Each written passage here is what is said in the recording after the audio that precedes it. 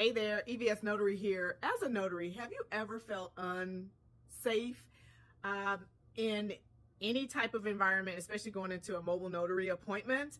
Well, thank goodness I've only felt that way maybe one or two times. I had best practices and a protocol in place. Do you?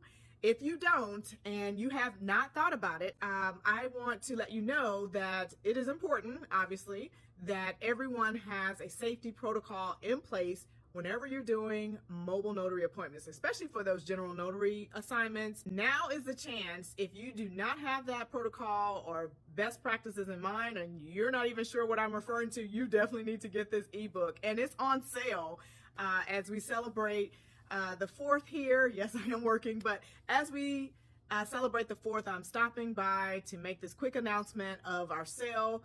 And if you purchase our ebook for Safety First, Sign Later, today through the weekend, you get 24% off. You must use promo code FREEDOM24, one word, at the checkout. So if you have not thought about that, especially if you're a new notary as well as seasoned notaries, we cannot take our safety for granted.